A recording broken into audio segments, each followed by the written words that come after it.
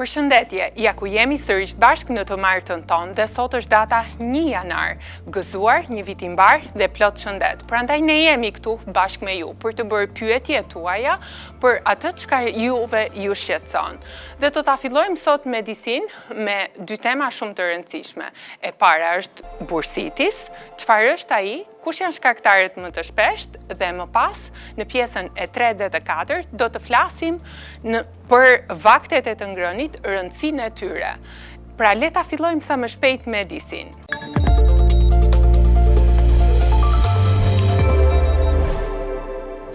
Dhe ja ku jemi në studio me Agrela Tankën, fizioterapiste, për të folur për bursitin. Përshëndetje Agrela. Përshëndetje, faleminderit për ftesën. Shkurt Ela. Po. Atëherë, çfarë është bursiti? Le të ndjekim fillimisht një insert dhe të rikthehemi sërish bashkë në bisedë.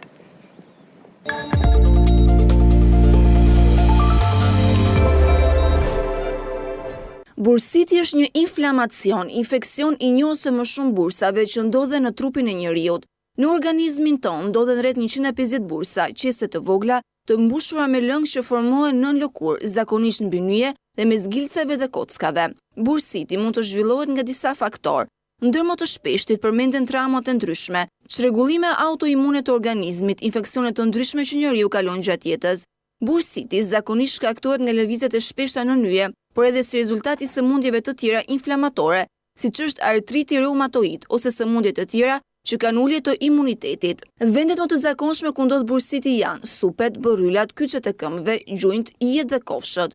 Një burs mund të dëmtohet në qoftë se i nënshtrohet një ndikimi të papritur, si përplasja e bryllit në një pjesë të mobiljeve të rënda, ose duke rënë me presion të rënd mbi gjunjë. Bursat që janë afër sipërfaqes së lëkurës mund të infektohen. Infeksioni mund të ndodhë kur bakteret në sipërfaqen e lëkurës gjejnë rrugën e tyre në mesin e prerjeve dhe gërvishtjeve dhe pastaj futen në burs. Në fillimet e inflamacionit, pacientët kanë ndjesinë e ngrohjes, të nxehjes, deri në skuqje të zonës përkatëse. Shenja tjetër që pason është dhembja, e cila mund të jetë e formës thumbuese, shpuese ose djegëse. Me përparimin e inflacionit, dhembja përforcohet dhe fillojnë kufizimet e lëvizjeve.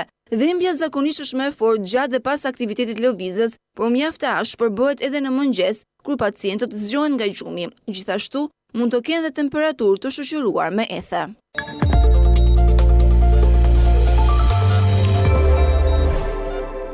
Pra, ndoqim insertin Ela, kur na flitej për çfarë është bursiti, po dhe një herë ta fillojmë bisedën bashkë. Çfarë janë bursat? Po, në fillim primar është të kuptojnë çfarë janë bursat. Bursa janë shiksa të vogla të mbushura me një lëng lubrifikues që quhet lëngu sinovial. Këto bursa rrethohen nga një cip, e cila quhet dhe kjo cipa sinoviale. Në momentin që kemi një inflamacion, një infeksion ndryshe të cipës sinoviale, na sjell bursit. Do me thëmë, bursiti është inflamacion i bursës. Në trupin tonë gjende rreth 150 bursa. To janë të vendosura më së shumti në artikulacione.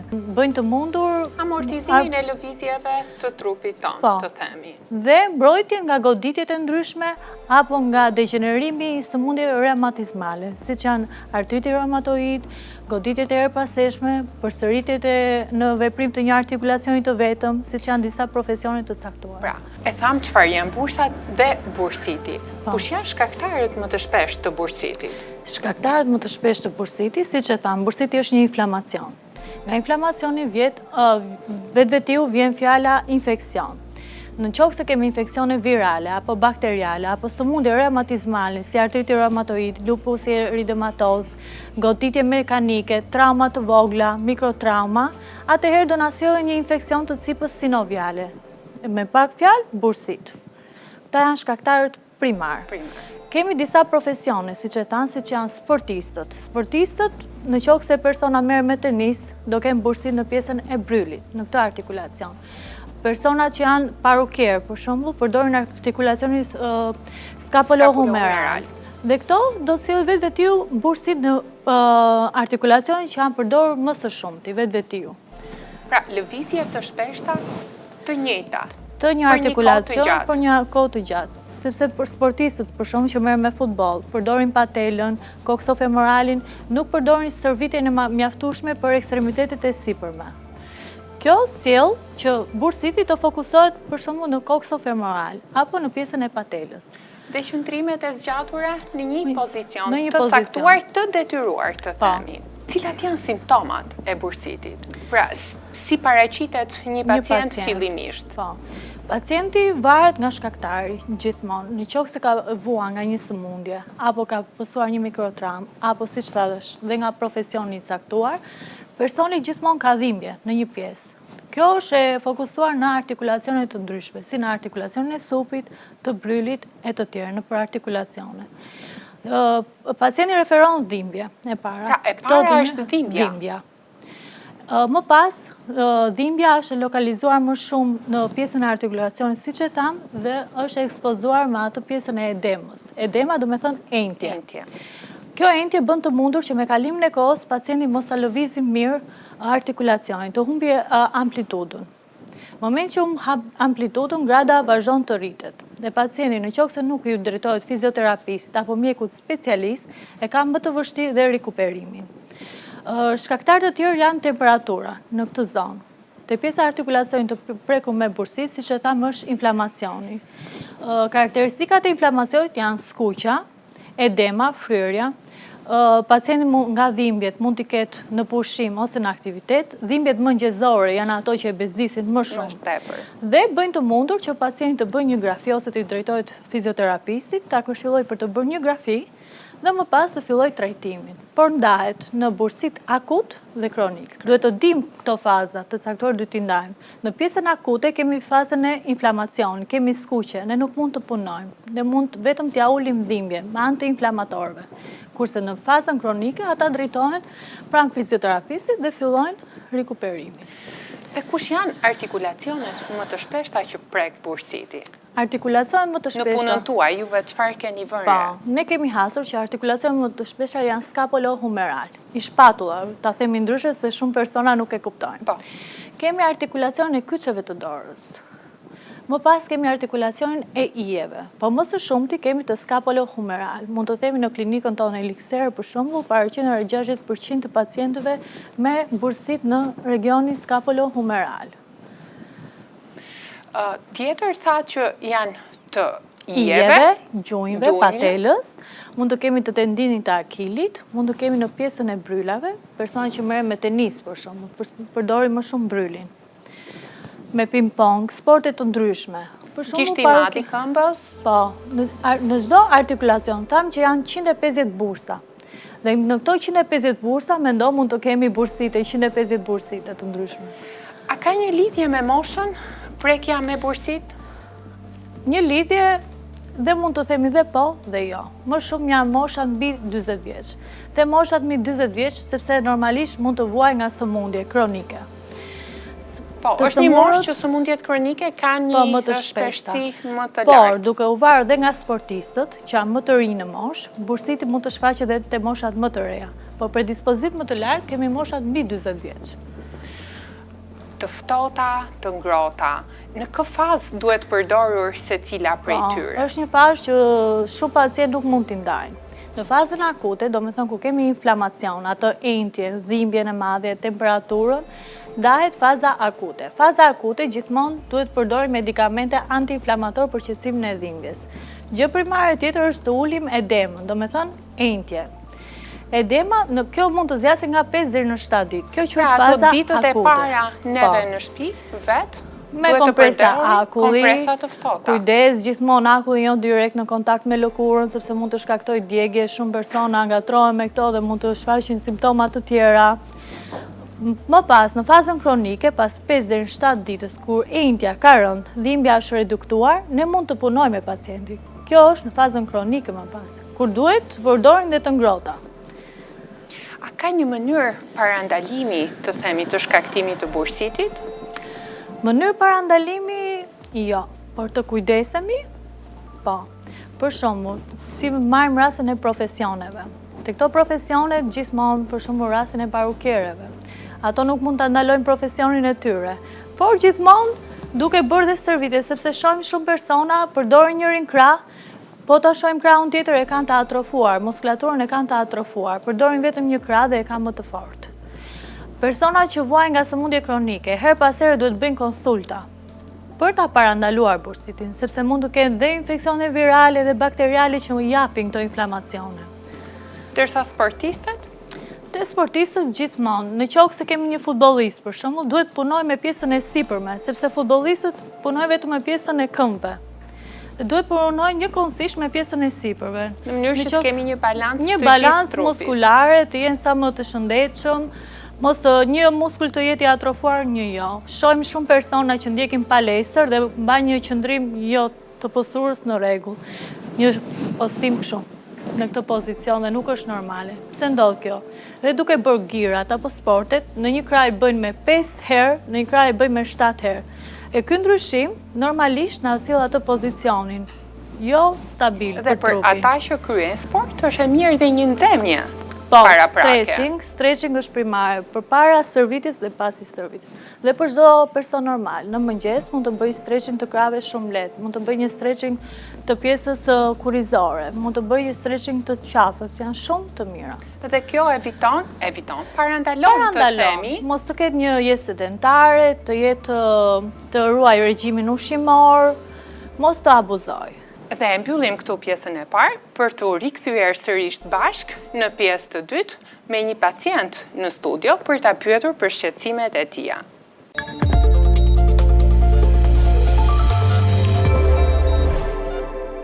Do të flasim në këtë pjesë me një pacient për ta pyetur atë për si ka filluar kjo sëmundje dhe çfarë ka bërë ai për të. Por le të fillojmë fillimisht me një insert kush janë artikulacionet më të prekura nga bursiti.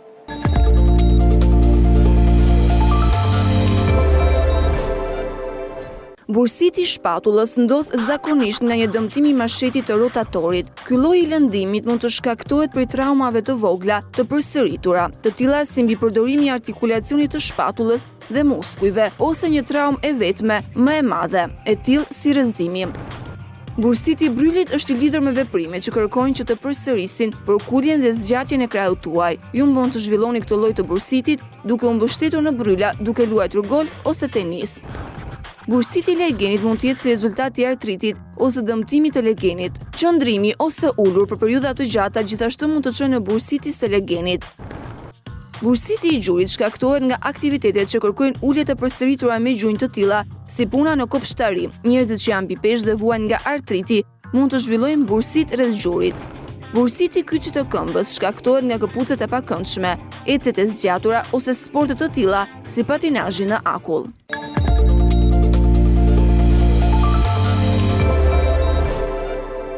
Praela, një pacient që ka bursit, kujt duhet i drejtohet fillimisht dhe kur?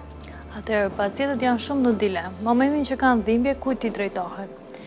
Momentin që ata shikojnë dhimbje, ndjejnë dhimbje, ndjejnë temperaturë, zgjohen nga gjumi me një grafi të thjeshtë, ose mund të drejtohen direkt te fizioterapisti ose mjeku i familjes. Në qoftë se drejtohen te fizioterapisti e ka të nevojshme të domosdoshme një grafi.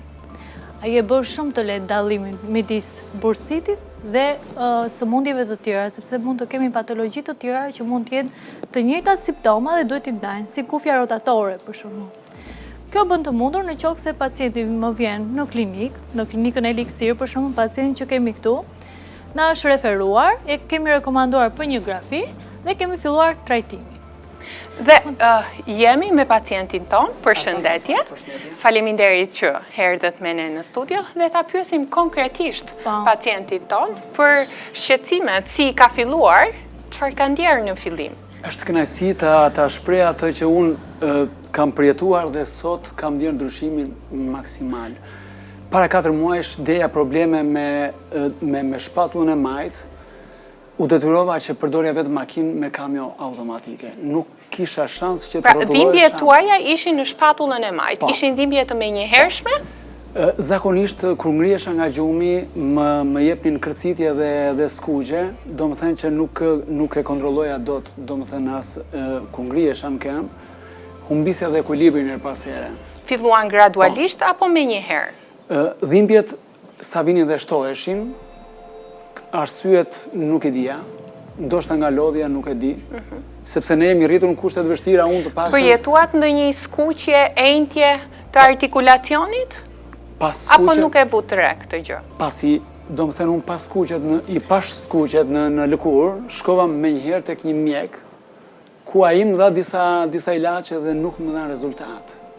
Më pas, u paraqitët e fizioterapisti. Ishte një shans për mua, nuk e di si ta spjegoj, po që një shans që dikush ma prezentoi klinikën Elixir dhe e falenderoj jashtë mase që sot ndjem jashtë zakonisht sport në kuptimin që më është rikthyer rinia, 20 vjeçare. Pra, ju kishit të shqetësime, shkua tek fizioterapisti dhe ai ju drejtoi për të kryer ushtrime të caktuara, apo jo Ela? Jam Më lejoni të afrohem? gati 3 po, muaj ju që lutem. po i ndjek këshillat e fizioterapistë dhe ndjem shumë mirë. Kur pacienti është paraqitur në klinikën tonë, përsëri vazhdonte edema.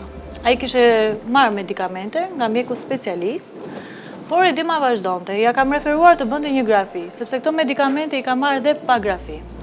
Është referuar të bëhet grafia, më pas është bërë ekzaminimi që ky pacient ka bursit. Në momentin që ishte, tham që kisha akoma entje, nuk mund të fillonim terapin direkt. I dham anti-inflamator për qetësimin dhe të mante me kompresa, i këshilluan të mante kompresat e akullit. Të akullit. Për 5 ditë, 5-6 ditë, është paraqitur përsëri në klinik dhe kemi filluar me ushtrimet. Nuk mund të themi ushtrime direkt me Pra, rezistencë të kush kanë lartë. qenë ushtrimet e para? Ushtrimet e para kanë qenë stretching. Më të thjeshtat. Po, stretching, primaret. Kanë qenë për ngrohjen e muskujve. Normalisht, kur pacienti nuk e lëviz krahun, supin, këto muskuj kontraktohen. Atëherë këta muskuj flenë gjumë, me pak fjalë. Duhet i zgjojmë këta muskuj. Duhet të bëjmë stretching sa më shumë të muskujve pectoralis, të romboidve, të deltoidve. Duhet të lëvizi krahu. Në momentin që ngrohen muskujt, atëherë do të rritet dhe amplituda e lëvizjes, sepse ky pacient e kishte humbur dhe amplitudën e lëvizjes.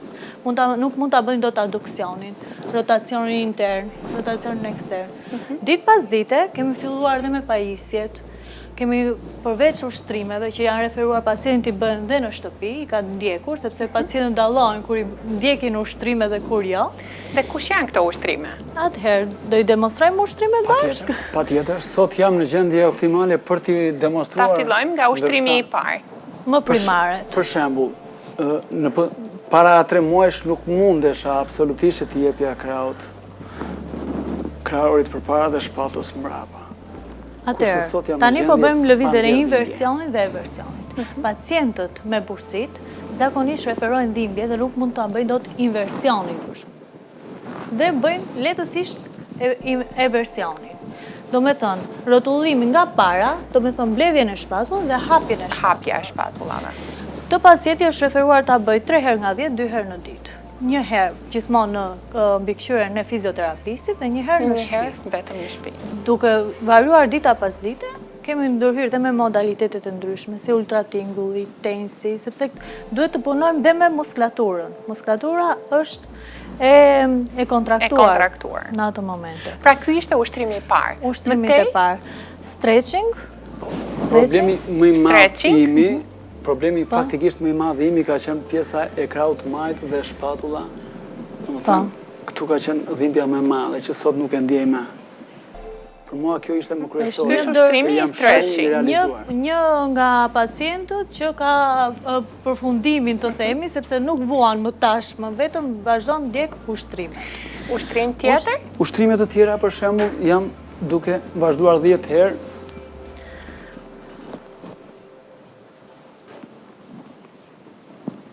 E provojmë me krahun e majt që ishte më kryesor, ja? Dhe nuk ndjej dhimbje absolutisht. Nëse pacienti do ta ndiqnin që në fillim, në hapat e tij të parë nuk mund ta bënte këtë lëvizje. Qëndronte vetëm në një lëvizje. Dhe gjithmonë duhet të theksojmë, momentin që bëhen ushtrimet, nuk duhet arrijmë në atë fazën e dhimbjes. Jo dhimbje. Momentin që ju ndjeni dhimbje apo po i afroni asaj dhimbjes së thershme, ndalojeni ushtrimin. Ndërpritet ushrimi. Duhet të ndërpritet. Ushtrimi duhet të jetë sa më komod, sepse ditë pas dite, sa herë të përsëritet, këto muskuj të bëjnë stretching të tyre, forcohen dhe vetvetiu kalon.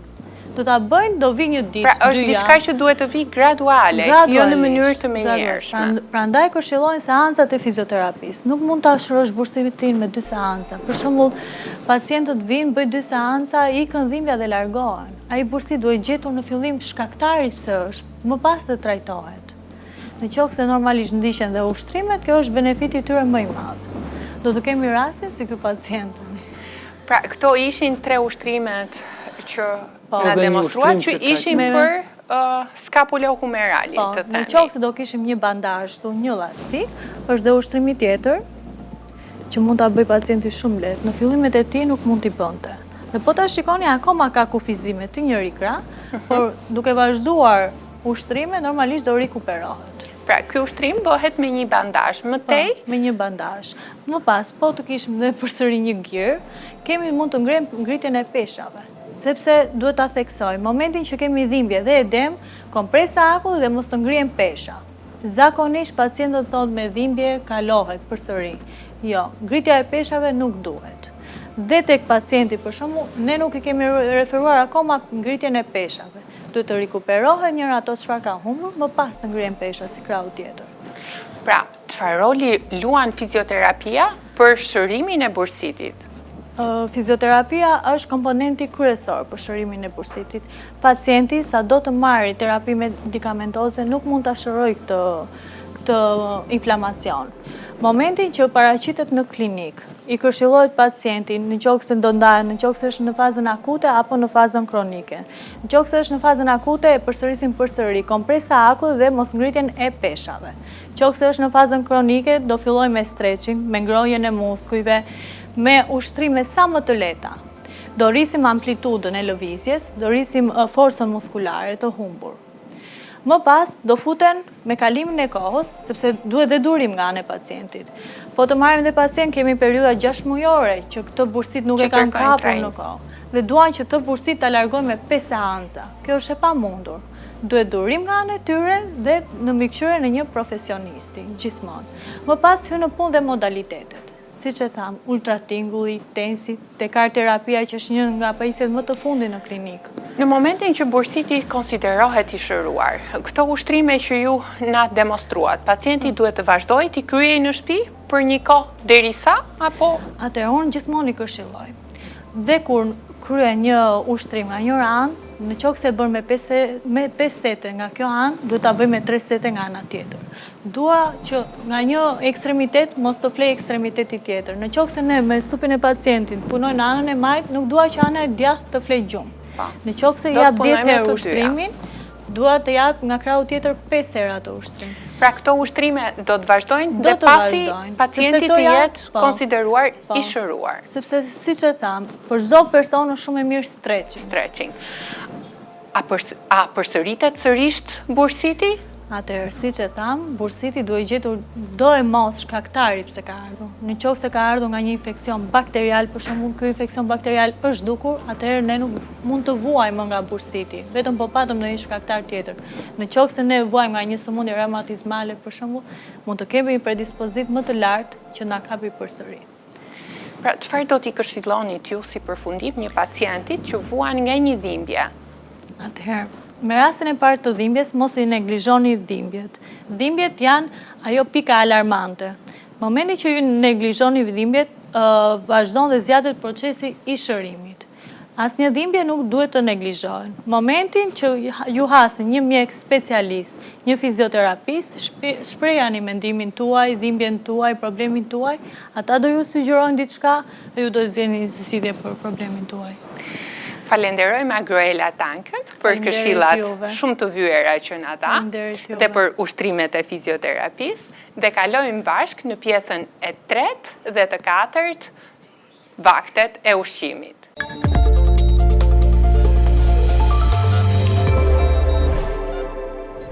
Ja ku jemi në pjesën e 3 të emisionit për të folur për rëndësinë e vakteve. Do të flasim sot me mjeken endokrinologe, doktoresh Ylka Themelin. Përshëndetje, doktoresha. Si fillim, le ta fillojmë me një insert të shkurtër për rëndësinë e vakteve dhe pastaj do të jemi sërish bashkë në studio.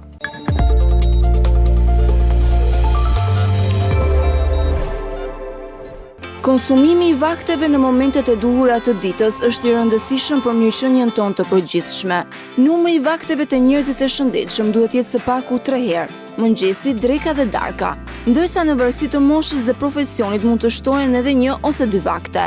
Ekspertët thonë se 2 vakte më shumë në ditë mund të kenë më shumë dobi nëse hahen në pjesë më të vogla, atëherë kur konsumoni sasi të njëjtë të kalorive. Në vakte ditore, sa ju përket nevojave ditore energjike, karbohidratet marrin pjesë me 50 deri në 60%, yndyrat me 30 deri në 35%, ndërsa proteinat me 10 deri në 15%. Mos lini pa konsumuar asnjëherë mëngjesin. Zgjidhni diçka integrale për marrjen e përditshme të fibrave, por edhe për yndyrnat dhe proteinat. Drithërat, sidomos bullgur, pemjelli të tërshërës janë mënyra ideale për të filluar ditën. Shtojeni atyre një pjesë të vogël frutash të thata ose ara, ose një pjesë frutash të freskëta. Me një mëngjes të tillë në përgjithësi, niveli i sheqerit mund të rritet gjatë ditës dhe për të ulur më pas gradualisht gjatë mbrëmjes. Për drekë konsumoni makarona, pilav, bishtaja ose patate. Pasdite, mund të konsumoni një frut ose diçka të lehtë. Kosi, frutat e thata apo dhe konsumimi një keku të lehtë këshillohen të merren si vakte të ndërmjetme. Në darkë, përpiquni që të lini një kohë të gjatë mes darkës dhe orës për të fjetur. Ky duhet jetë një vakt i lehtë, delikat, me kalori shumë të ulta dhe me proteina të pakta. Mund të konsumoni peshk në avull, karrota të furrës, sa më shumë perime e sallata, djathra pa yndyr dhe mishin e bardhë.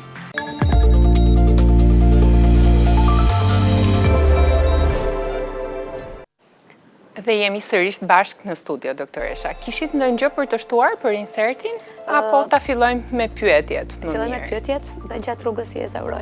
Sa të rëndësishme janë vaktet e ngrënies? Vaktet e ngrënies janë shumë të rëndësishme. Mjafton të mendojmë që fuqia jon, energjia jon vjen vetëm nga ushqimi. E kuptojmë që pa ushqim ne nuk mund të kryejmë as aktivitet intelektual, as aktivitet fizik, pra jemi gjithë ditën të lodhur, të përgjumur, pa rendiment. Është e rëndësishme që vaktet të merren, pra nëse ka shumë vite që njerëzit janë fokusuar te ushqyerja, te llojet e ushqimeve, te sasitë e ushqimeve që konsumohen gjatë ditës, me kalimin e viteve dhe pas bërjes së disa studimeve afatgjata, disa vjeçare, rezultoi që më shumë e rëndësishme se sa lloji i ushqimit dhe cilësia e tij është orari ose më saktë shpërndarja e ushqimit gjatë ditës. Rekomandohet që të merren për çdo njeri, jo vetëm për njerëzit që kanë patologji të ndryshme, që ne i rekomandojmë në mënyrë specifike, për çdo njeri rekomandohet që të merren në ditë 5 deri në 6 vakte. Këtu bëhet fjalë për 3 vakte bazë, pra vakte të plota, të cilat rekomandohen të merren mundësisht në orare të njëjta çdo ditë, pra të kemi një ritëm të rregullt të organizmit çdo ditë të tij, dhe kemi dhe 2 deri në 3 vakte të vogla, snack që i quajmë ne, të cilat duhet jenë patjetër midis vakteve të mëdha. Përgjithsisht e vaktet e vogla, që zakonisht i bie të jenë rreth 3 orë pas marrjes së vaktit bazë, rekomandohen të jenë kryesisht me bazë frutash, sepse kanë sheqerin natyrale, quhen me karbohidratet natyrale, që janë komplekse dhe që thithen shumë shpejt nga organizmi dhe asimilohen shumë shpejt, pra nuk mbeten depo në trup, të cilat janë shumë të shëndetshme se sa ushqimet e tjera, ushqimet e procesuara apo ëmbëlsirat e ndryshme që mund të konsumohen midis vakteve. Çfarë ndodh me organizmin ton nëse ne ushqehemi me orare të përcaktuara? Nëse ne ushqemi me orare të përcaktuara, e ndihmojmë trupin dhe e mbrojmë nga një sër sëmundjesh. Mjafton të kujtojmë këtu një proces shumë të shkurtër që është ai i prodhimit të insulinës, që është një hormon që prodhohet nga pankreasi. Kemi një ritëm natyral, fiziologjik të trupit, bioritëm që quhet ndryshe, që bazohet në prodhimin dhe hedhjen në qarkullim të insulinës sa herë që ne ham ushqim. Në mënyrë që sheqerin që ne fusim me ushqim, insulina ta marri dhe ta djegi. Pra është një lloj ndërmjetësi i përdorimit të këtij sheqeri nga qelizat, nga indet e trupit. Në rast se ne marrim me orare të caktuara ushqimin, dhe pankreasi ndjek ritmin e vet dhe na përshtatet shumë bukur. Pra ne marrim ushqim, ky ushqim digjet plotësisht nga indet dhe ne nuk krijojmë depozita. Në këtë mënyrë ne mbrojmë trupin nga çfarë? Nga depozitimi i tepërt i sheqerit, që me kalimin e kohës mund të shkaktojë diabet të sheqerit, nga depozitimi i yndyrnave, që ku do depozitohen në enët e gjakut, do na japin pllakat aterosklerotike, dhe personi do fillojë do ta reflektojë me çfarë? Me presion të lartë të gjakut, me sëmundje të arterieve koronare, me aksidente vaskulare të trurit, me infarkte të miokardit. Pra, me obezitet, depozitimi i yndyrave në zona të ndryshme të trupit dhe mosdjegja e tyre plotësisht do na çojë në obezitet, në mbi peshë të paktën. Të gjitha këto janë sëmundje të kohëve moderne, që vinë pikërisht nga mosshpërndarja e duhur e ushqimit gjatë ditës. Unë kam shumë pacientë që janë obez, vinë konsultohen për dieta të ndryshme dhe në momenti që u merr anketën ushqimore që i pyet si ushqesh, ushqem shumë mirë, thot një vakt marr në ditë. Pra, ideja, mentaliteti është që të marrim sa më pak vakte, sepse në këtë mënyrë do psohemi, ndërkohë që është e kundërta. Kur lihet sidomos, kur lihet mëngjesi dhe kur merret një drek në sasi shumë të madhe për ta kompensuar, sepse të gjitha kemi provuar, të paktën një herë në jetë, kemi lënë pa ngrënë mëngjes, na ka marrë rutina e ditës, kemi përfunduar në orën 3-4 në shtëpi dhe kemi ngrënë një vakë sa për 2. Dhe mbas dite duke mos pas asnjë aktivitet, duke ndënjur para televizorit, gjithë ushqimi që ne hëngëm depozitohet. Dhe në këtë mënyrë ne stimulojmë këto situata që thash unë. Pra tham çfarë ndodh kur ne ushqehemi me orare të caktuara. Po kur nuk ushqehemi me orare të caktuara, pra ne e bëjmë rutinë këtë ushqimin një herë apo 2 herë në ditë. Çfarë ndodh përveç këtyre që tham? A ka ndonjë çlirim hormonesh të caktuara? Në rastet kur ne nuk ushqehemi në mënyrën e duhur, nuk do kemi rendiment intelektual. Pra do jemi, sepse dihet që qelizat e trurit ushqehen vetëm nga glukoza. Glukoza është ajo që i mban në punë, në aktivitet. Nëse nuk ushqehemi, glukoza nuk do shkojë në këto qeliza dhe personi do të ketë ulje të memorjes, ulje të performancës intelektuale, ulje të rendimentit në punë, ulje të përqendrimit dhe mund të rrezikojë të bëjë dhe atë që ne e quajmë ulje të sheqerit ose hipoglicemi funksionale, e cila vjen kur personi nuk konsumon ushqim për orë të gjata. Kjo mund të manifestohet me dridhje të trupit, me këputje të përgjithshme, me turbullim të shikimit, me një nervozizëm të pashpjeguar, me djersitje të madhe dhe në stadiet e para mund të kompensohet nga trupi nëpërmjet glukagonit që shkarkohet, që është hormoni që sill sheqer, furnizon trupin me sheqer në momente e emergjence.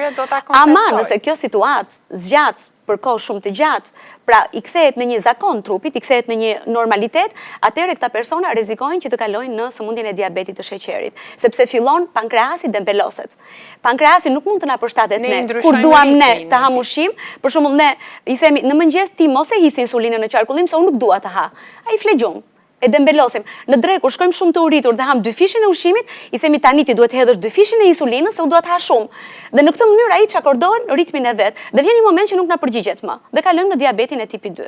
Fillojmë dhe njerë me vaktin e parë të ditës, mëngjesin. Pse është kaq i rëndësishëm mëngjesi?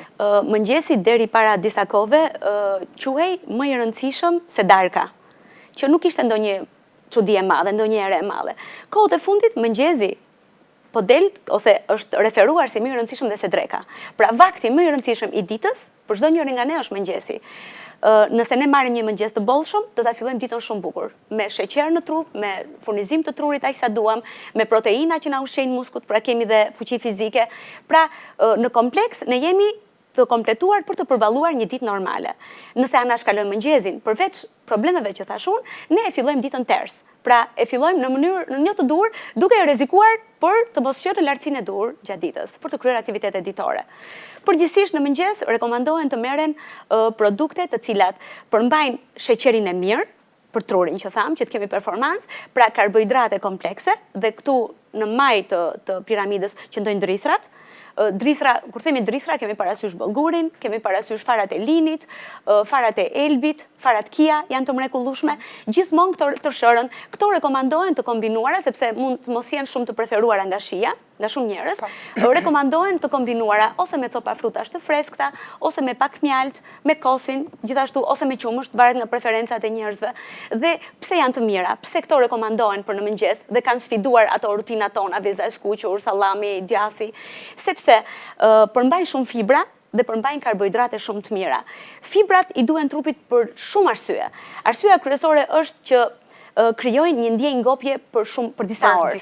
Dhe duke krijuar një ndjesi ngopje, sidomos tek personat që janë mbi peshë, pra janë të interesuar të bien nga pesha, por dhe tek ata që kanë peshë normale dhe duan ta ruajnë peshën që kanë, janë të mrekullueshme sepse duke krijuar ndjesinë e ngopjes, frenojnë oreksin. Këta nuk kanë uri për 3-4 orë. Dhe kjo është një gjë shumë e mirë, nuk fusin shumë kalori në trup.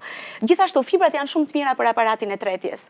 Bëjnë që ushqimi të përthithet shumë mirë, të tretet shumë mirë dhe rregullojnë kalushmërinë e ushqimit në zor. Pra janë zgjidhje shumë e mirë për personat që vuajnë nga kapslliku. rregullojnë jashtë-qitjen. Dhe kalojmë në vaktin e dytë të rëndësishëm, që është dreka. Duhet jetë e bollshme, duhet jetë në orare të caktuara?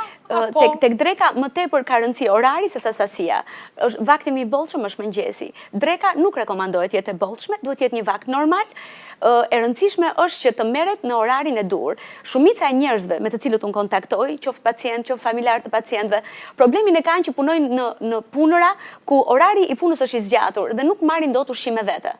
Dhe ose e kanë rregulluar që porosisin në restorantet që sjellin ushqim me pagesë, ose konsumojnë ushqim kur shkojnë në shtëpi në orën 4-5 kur mbarojnë punën. Kjo nga të dyja këto zgjidhje nuk janë të mira, nuk janë të dobishme, sepse në rastin e parë ushqimi që ti porosit mund të ketë kalori shumë, mund të ketë yndyrë shumë, mund të jetë i konservuar ose gjysmë i përpunuar, pra ushqime të procesuara, të cilat nuk janë të shëndetshme, dhe rasti i dytë kur shkon dhe konsumon në shtëpi në orë të vona, nuk është zgjidhje, sepse kemi prishur ato bioritmin e organizmit. Të dyja këto situata, pra e rëndësishme është të konsumohet në çfarë rekomandohet në drek. Rekomandohet patjetër perime, sallata ose supa të alteruara. Përgjithsisht suprat rekomandohen me perime, pra jo të ngarkuara me oriz, me brumra në vetvete. Perimet rekomandohen kryesisht të bëra ose në avull ose në furrë, ose në presion. Sa më pak të procesuara. Sa më pak të skuqura. Do të thonë, të skuqura nuk janë problemi i madh vetëm për personat që vuajnë nga ente gjakut, ose nga ata nga tensioni, nga obeziteti.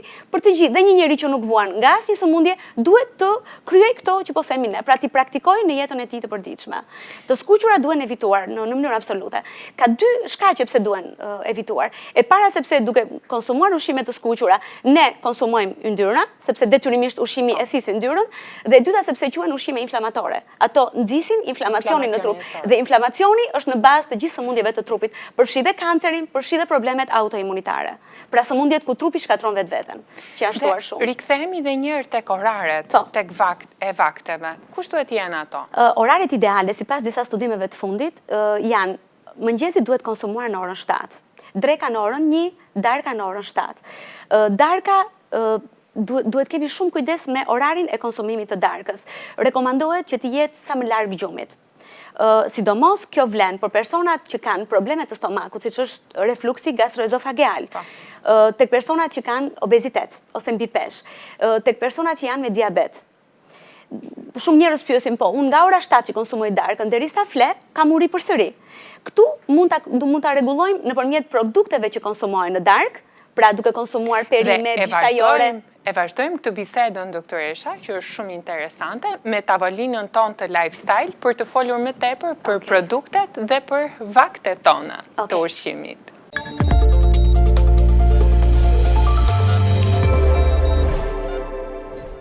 Dhe ja ku jemi sërish bashkë në pjesën e 4 në lifestyle për të folur për vaktet e të ngrënit me doktoresh Ylka Themelin. Pra doktoresha, ta fillojmë dhe njerë nga mëngjesi, që është vakti më i rëndësishëm. Ju thatë që duhet konsumuar në orën 7, por a duhet të konsumojmë ndonjë një gjë paraprakisht, apo të ulemi direkte në tavolin për të ngrënë mëngjesin tonë? Në fakt, për të patur shëndet të mirë, në mëngjes duhet bërë një detoksifikim ose pastrim i trupit nga toksinat. Rekomandohet për të gjithë personat, pavarësisht nëse vuajnë nga ndonjë sëmundje ose jo, përpara se të konsumojnë mëngjesin, të pihen të paktën 2 gota me ujë të vakët. Nuk ka rëndësi, nuk ka nevojë që të shtohet mjalt apo limon, siç bën shumica e popullatës. Mjafton të jetë ujë i vakët, të jetë ndjesia e të vaktit, jo i ngrohtë, sepse mund të provokojë të vjella që në mëngjes, dhe kjo bëhet për pastrimin e trupit nga toksinat që shlirohen si rezultat i reaksioneve metabolike të natës. Pas konsumimit të këtyre 2 gotave ngadalë, jo me shpejtësi që mos të provokojë ndjesie të vjellit, atëherë jemi gati që mund të ulemi dhe të konsumojmë mëngjesin. Nuk është e thënë që mëngjesi të jetë shumë serioz, sepse ka shumë persona që nxitojnë, janë me ngutë dhe duke mos e arritur ta bëjnë ideal e lën fare dhe pastaj përfundojnë duke ngrënë drekën shumë vonë të 2 vaktet bashk. E rëndësishme është që edhe nëse nuk arrin dot ta bëjnë një mëngjes normal, të rëmbejnë diçka në dorë, ta konsumojnë rrugës duke ecur ose në makinë, në mënyrë që stomaku të marrë diçka dhe mos të sekretojë acid gjatë gjithë kohës së mëngjesit. Për mëngjes preferohet, për një mëngjes të shëndetshëm, preferohen kryesisht drithrat, që mund të jenë fara të tipeve të ndryshme, të kombinuara me kos, mund të shtohet pak gjizë, pak krip, për shembull farat e linit, duhet të bluen në mikser, të bluen imët fare, të përzihen me kos, mundësisht kosi të jetë pa yndyrë. tjetë natyral, sigurisht, dhe për t'i rregulluar shijen mund të shtohet pak mjal, mund të shtohen copa frutash të fresta në mënyrë që të bëhen sa më të këndshme për të shijuar. Mund të jetë një kombinim tjetër përveç farave të kombinuara me kos dhe me gjizë. Mund të përgatisim që në darkë? Bluarja mund të bëhet që në darkë, përzierja me kosin ose me gjizën mund të bëhet në moment. Po, kjo është një mënyrë shumë e mirë që mos të sakrifikojmë gjëra të tjera në orarin e mëngjesit. Një kombinim tjetër mund të jetë një fat buk integrale me një copë mesatare djathtë, një kokër vezë të zjerë dhe një gotë qumësht. Pra veza është e mirë për mëngjes? Veza është e mirë për mëngjes sepse përmban proteina dhe e verdha e vezës përmban kazeinën, që është shumë e mirë për trupin. Veza është alternativë shumë e mirë edhe për vaktet e vogla. Në një vakt të vogël, nëse nuk të gjendet në shtëpi për momentin një frut ose fruta të thata për t'i marrë me vete për atë vaktin e vogël, mund t'i zvendësosh me një vezë të zjerë. Dhe e tham vezë të zjerë, jo vezë të skuqur, siç jemi mësuar. Veza e skuqur e përmendëm edhe më lart, nuk rekomandohet sepse detyrimisht do të reqi dhe yndyrën me vete dhe hynte pastaj te kushimet inflamatore. Na duket sikur në gop, ajo veza e skuqur? Jo, edhe e zjera ka të njëjtin efekt, madje mund ta ketë dhe më të mirë.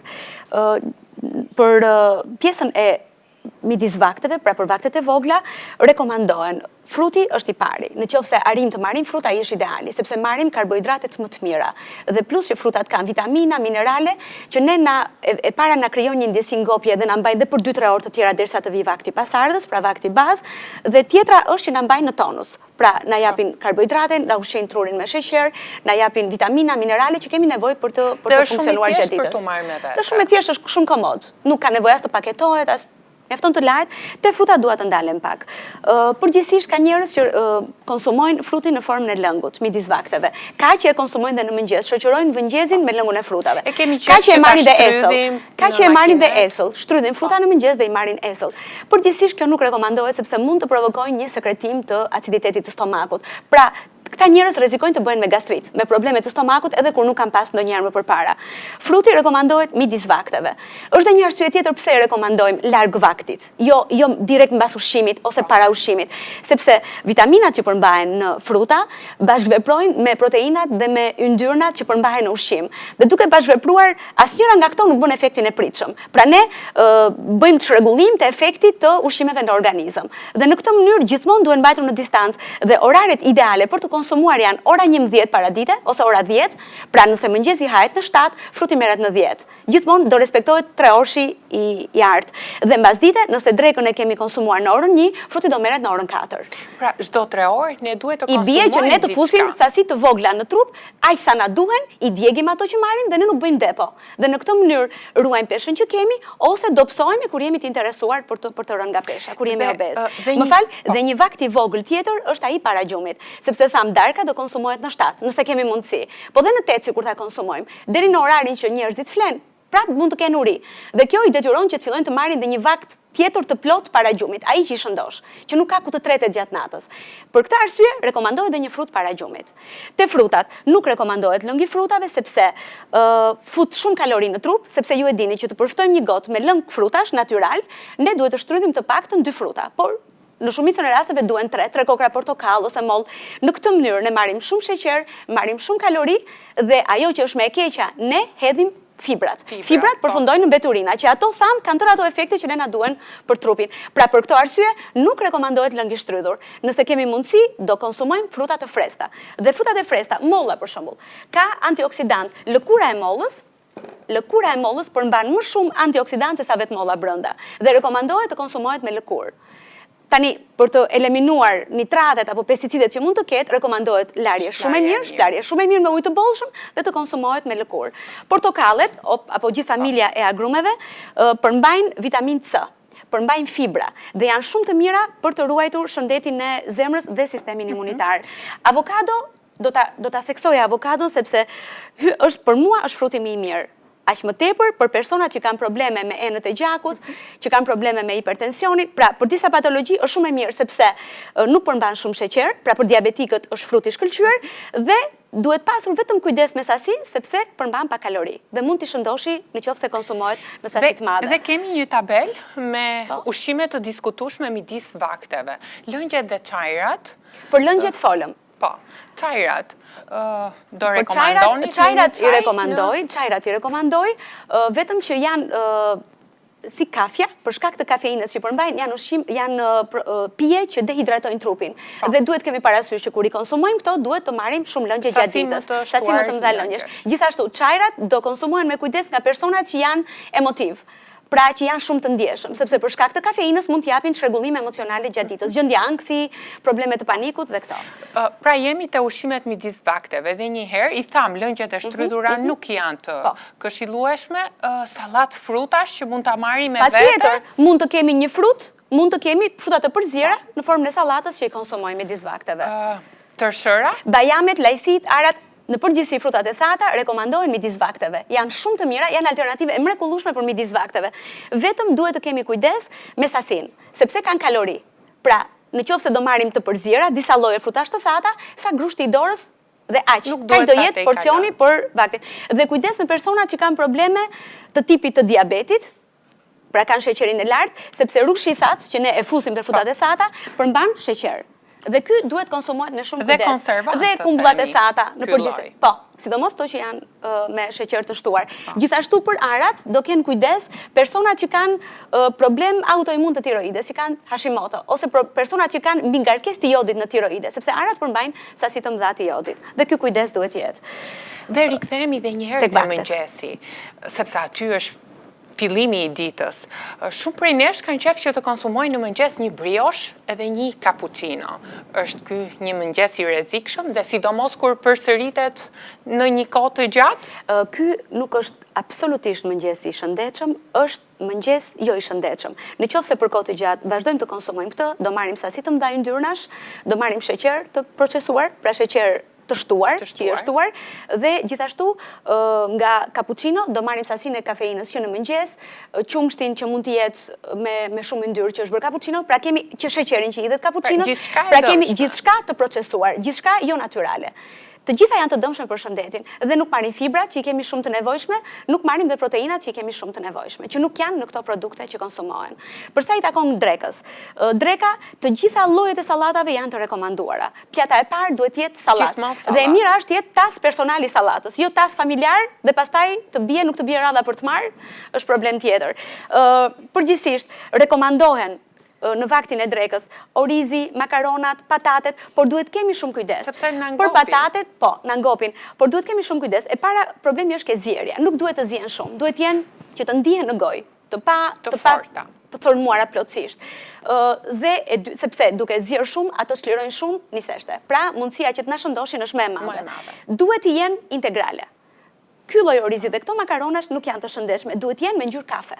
Kur të shkojnë në supermarket, stenda e produkteve integrale, nëse kanë mundësi ti blejnë, do blejnë nga ato. Sepse janë shumë të mira dhe fusin sheqerna të mira në trup dhe të paprocesuara. Vaj ulliri apo gjalp? Gjalpi është i shëndetshëm kur është gjalp natyral. Nuk e di se sa kemi mundësi të asigurojmë gjalpi natyral në tregjet tona, por nëse është natyral, është alternativë mirë për të lyer bukën, por jo për gatim. Për gatim, vaj ulliri, vaj misri dhe vaj i kokosit është i mrekullueshëm për të gatuar, sepse është antiinflamator dhe antioksidant. Një pyetje tjetër që e dëgjojmë shumë shpesh, qumshti i sojës, qumësht lope, qumësht dhije, kush të preferonit? Sepse ka dalë kjo tendenca e qumshtit të sojës. Unë rekomandoj qumshtin e lopës, problemi është tek përqindja e yndyrës që ka në brëndësi.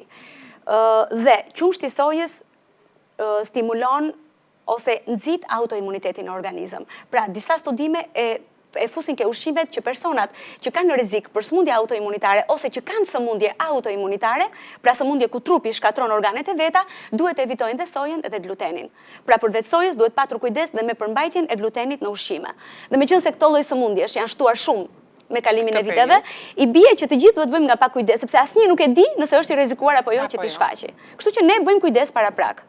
Dhe tek darka, doktoresha. Tek darka, po. Në darkë kryesisht preferohen produkte jeshile, do me thonë salatra, bishtajore, që janë të mrekullueshme, rekomandohet gjithashtu kosi me tërshër, me drithra, pra janë alternativë shumë e mirë dhe për në darkë. Kosi me tërshër mund të konsumohet dhe në mëngjes, ka dy alternativa, dhe në mëngjes edhe në darkë. Dhe sigurisht nuk duhet jetë e ngarkuar. Darka duhet jetë e lehtë sa për mos të qenë pa ngrënë. Por jo që të ulemi dhe të kemi një vakt serioz, për shembull njerëzit që vinë nga puna dhe nuk kanë ngrënë gjithë ditën, ulen dhe konsumojnë gjithçka në darkë. Ajo është gjëja më e gabuar që mund të bëhet, që saboton shëndetin. Ndërkohë, pijet që shoh këtu e mira është evitohen. Pjetë me gaz, pjetë energjike, e mira është dhe lëngjët e frutave që thamë që të evitohen. Sepse kanë kafein, kanë sheqer të shtuar dhe na shtojnë në peshë dhe mund na shkaktojnë dhe diabet. Dhe në një përmbledhje të gjithë asaj që thamë sot, mëngjesi, dreka, darka, oraret e konsumimit dhe çfarë duhet të bëjmë në veçanti. Atëre, e rëndësishme është të bëhet detoksifikimi i trupit sapo zgjohemi në mëngjes. Zgjohemi, bëjmë ato shërbimet e tualetit, lajm dhëmbët, gjëja e parë që do bëjmë është pirja e ujit të vakët. Nuk është vetëm për personat që janë bipesh, sepse ndihmon shumë në rënien e peshë, është për të gjithë ne për të na pastruar trupin nga toksinat. Mëngjesi duhet jetë mundësisht në orën 7, por kurdo që të mundemi, e rëndësishme është ta konsumojmë, edhe nëse nuk kemi mundësi në orën 7, përgjithsisht do jetë me bazë drithrash të kombinuara me kos ose me qumësht dhe me ëmbëlsuesa sipas rastit, jo ëmbëlsuesa artificial, pra ose mjalt natyral ose copa frutash të freskëta. E rëndësishme është çdo 3 orë të marrim nga pak ushqim, pra 3 orë mbas mëngjesit do vi patjetër vakti i vogël, kudo që të jemi. Ky 3 orëshi duhet të jetë pjesë e rutinës. Duhet ta bëhet edukat, edhe nëse jemi në punë ose do jemi diku në bankë në atë orë ose në një dyqan, në çantën tonë mund të jetë një banane, mund të jetë një kokormoll, mund të jetë disa fruta të thata në një qese. Pra ai është ushqim emergjencë, që mos ta lëm trupin të na japi sinjalet, na filloj ajo përzierja në stomak. Duhet t'ia çojmë përpara se të na ndodhi kjo. Dhe pastaj është dreka në orën 1, e cila është kombinim i sallatave, i supës, i perimeve, i mishit i cili preferohet kryesisht mishi bardh, pra baza e mishit duhet jetë peshku i detit, jo i skuqur asnjëherë, e tham ose i bërë në avull ose në furrë, dhe pjesa e kraharorit të pulës, pjesa e bardhë e pulës, që janë produkte që nuk na shëndoshin dhe nuk na fusin në yndyrna. Darka e lehtë, midis drekës dhe darkës, përsëri një vakt i vogël. Dhe para gjumit, një frut i vogël. Atëherë e mbyllim këtu, sepse do donim akoma të vazhdonim me doktoreshën të flisnim për vaktet dhe rëndësinë e tyre, por ajo që është e rëndësishme, çdo 3 orë mundohuni të merrni diçka, pra të keni diçka me vete në çantën tuaj, ato që tha doktoresha, dhe falenderojmë doktoreshën për këshillat që na dha. Gëzuar dhe një herë, një vit i mbar, mundohuni të ushqeheni çdo 3 orë dhe rishihemi në puntatën e ardhshme.